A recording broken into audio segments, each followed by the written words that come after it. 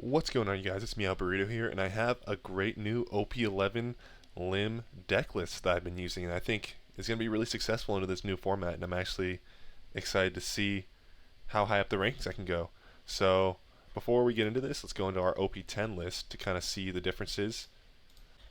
So, if you didn't know what limb does, is there's this effect where all your characters enter as rested, but once per turn, you can rest 3 your Dawn and set 1 Dawn active, and play a 5 cost or lower Odyssey character from your hand. So basically ramping Dawn and playing a 5 cost for only 3, which is super useful.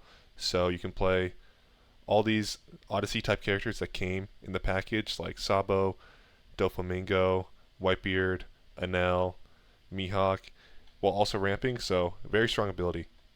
So OP10 was pretty close to the ground, had a lot of these 6k bodies, not a lot of top end, and the real focus was just kind of aggro. Play these 5 cost bodies for free, maybe clear some of the 5 costs that your opponent plays, and just defend your board really early and rush your opponent down, which worked really well.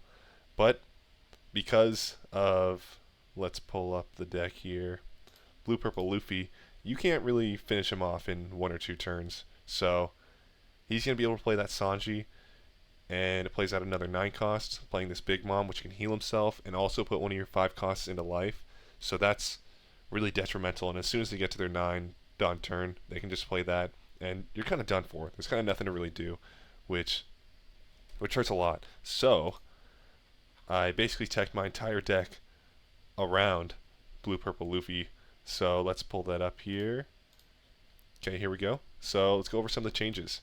So the cards that you have to have, in my opinion, are 4 of this 1 cost limb. She restands a character at the end of the turn. Just a great card. Instant 4 of.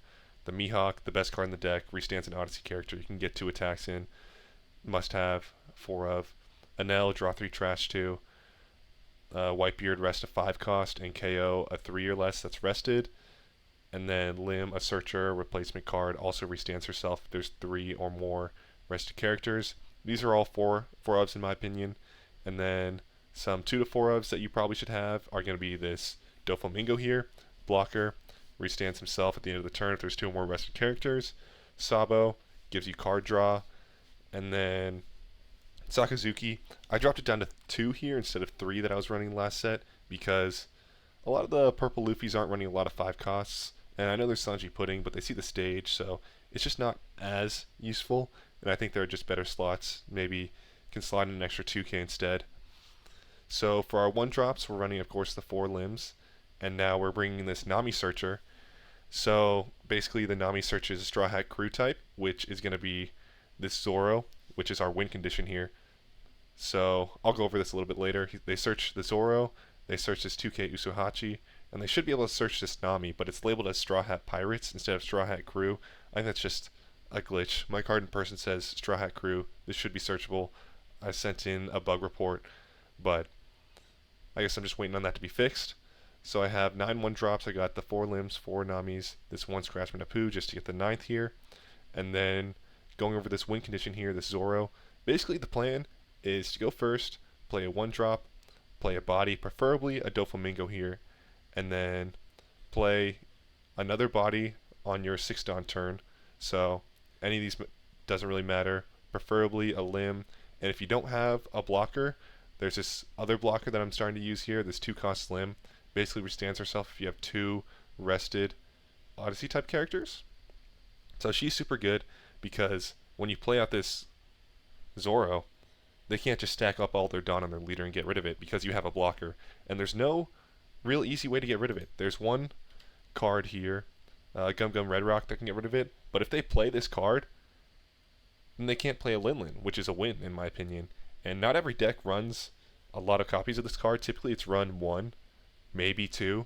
So it's not always they're going to see it. I think even if they play it, it's still a win because you can still win with Mihawks. You can still play another Zoro. It's just a really good card in general.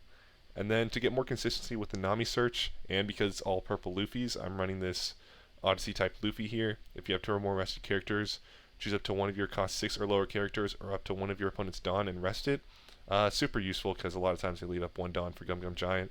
So for 3 Dawn, being able to rest one of their Dawn or one of their blockers is really convenient when you don't have Mihawk here. And with that being said, let's just get right into the gameplay. Alright, going into our first game here against Blue-Purple Luffy. We do see the 9 Zoro, but nothing else really that's going to be that good in this matchup, so we decided to mulligan here. We're going to be watching at 2x speed. So we do see the Nami Searcher, and we get a Zoro, which is good. And then he has nothing to play, so we decided to play the Doflamingo here, I assume. Yeah, we want that blocker, so if we play our 9 Zoro later, we can just block so they can't stack all their down their leader. Very useful to have. Then we see a Mihawk here, so might as well just go 6-8-8 because we want to get him down on life really early. It's just a good way to dwindle his hand size. And he does unfortunately get a Gravity Blade trigger, which is just unfortunate, happens. And then he plays God Thread, gets rid of my Mihawk here, and swings for 9, which we'll take. And I could play the Zoro here, but I know that he's just going to stack all his Dawn in his leader and be able to get rid of it. So I really don't think that's the play here. So I believe what I end up doing is play Enel and Sabo just to get 2 characters out, because I have a Mihawk in hand. You don't always need to stick with the Zoro game plan. You also have Mihawk, which is a great win condition as well. So, yeah, I end up swinging for 6 here, and I believe I play Sabo and Enel and just kind of see what I get here. I believe I discard a Nami because I'm not going to use both Searchers, and I get rid of the 1-cost Limb because it's already late in the game. If he wants to swing this to my characters, so be it. I'm going to have 1 rested anyways. He plays Linlin, puts my Sabo in life, but I'm able to defend here. Only a 1k, yeah.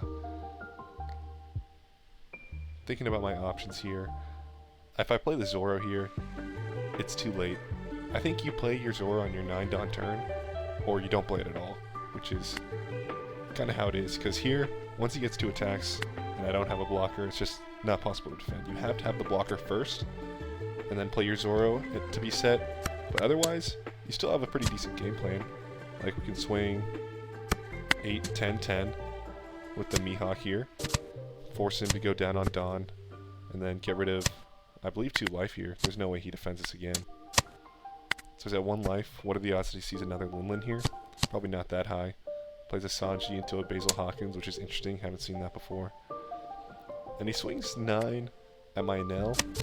And, like, why not use all my counter? I'm going to try to win this turn anyways, so. And here we go. Gonna swing it for 8-8. And then we definitely have game here. That's GG's. Okay, and we got our second game here against Purple Luffy. I forgot to start recording, but basically I go first, I play this Nami, and I draw the Zoro here. So, looking pretty good. We have our win condition. It's kind of the same plan against Purple Luffy. It's a very similar deck to last set, except this set they're just playing the 8-cost Katakuri instead of the Luffy Taro package. So, we'll swing in for 5 here. And unfortunately, we don't have a 5-cost, so we'll still use our ability to play a 3-cost Limb to get the ramp, and we'll draw a Doflamingo because we want that blocker. Let's see what he plays here. Yeah, I think we're looking very good because we have the 2-cost blocker as well. So he plays Miss Doublefinger, which is just a worse Bond Clay. It's another ramp option. We're just trying to ramp to 8 Dawn as quickly as possible to play that Katakuri again. So attacking 5 at our Limb, we'll defend that. And so here, we don't have a 3-cost Limb to play, unfortunately.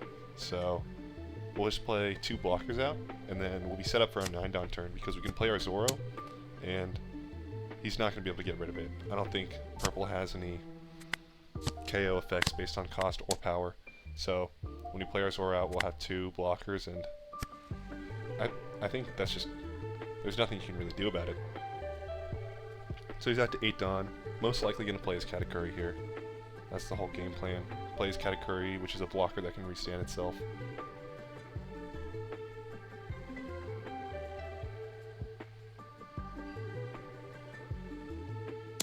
Yeah, swing it to the Nami, don't care, let it go. can get a free block here because we know he's going to play his Katakuri. And then just swing 5s. Swing 5s and play our Zoro. And I think we're set. I think we are set. Yep, swing 5 with Limb. Swing 6 with the Doflamingo. And play out our Zoro. And see what he does here.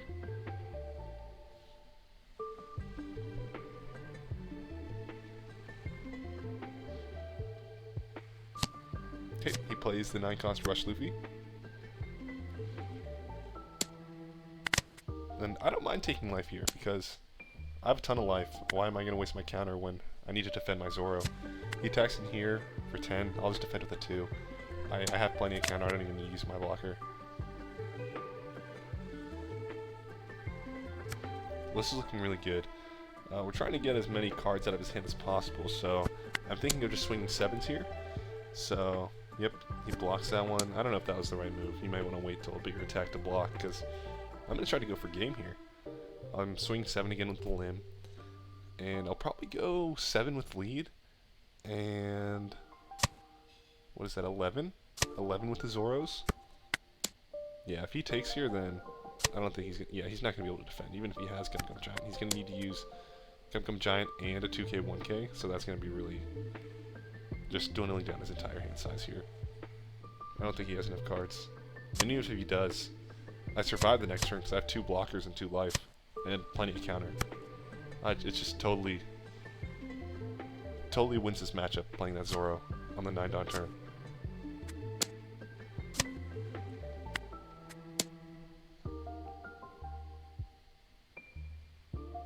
And there we go, a very definitive win. Okay, last matchup of the day, we're going against another blue-purple Luffy here. And he does get first this time. But we see the Nami Searcher, which is good. We're gonna end up passing here. Let's either play the Nami and the Limb, or just wait. So the Nami does replace itself, which is nice, but I think it's just better to wait the next turn, so we can use the effect with the rest of the characters. So we get rid of the Zoro Juro there, so we can't ramp. We also get the Zoro off the Nami Search, which is really good. So we're set up to play the Zoro on our 10-dot turn now, because we're going second. He uses Gear 2 to ramp, swings 8. I'll defend here because I have a blocker that I'm going to play. So, yep, going to swing 6. Going to be able to swing another 6 since we're going second here. And going to play the Limb and Doflamingo. And ideally play the Zoro the next turn after. Yep, we'll take a Mihawk. That's also a great option. Being able to use Mihawk and have a Zoro on the same turn is just like, there's no way they can win if you use Mihawk and Zoro. There's just no chance. Let's see what he does here.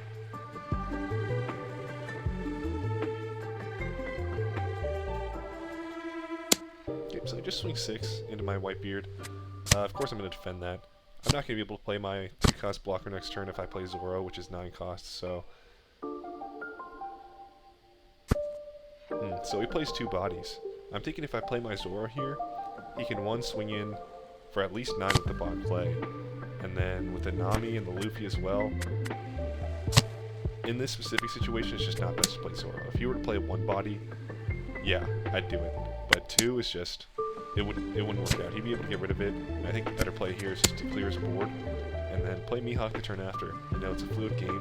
Your gameplay needs to change based off of what they do. So, we're able to get him down to 3 cards in hand. My board is totally full, where his has nothing on it. And I have a Mihawk, so still looking really good, even though we changed our original game plan here.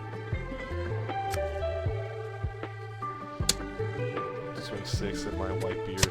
Yeah, I'm going to counter out of that just to get another free attack, because I know his hand is always going to be pretty bricked.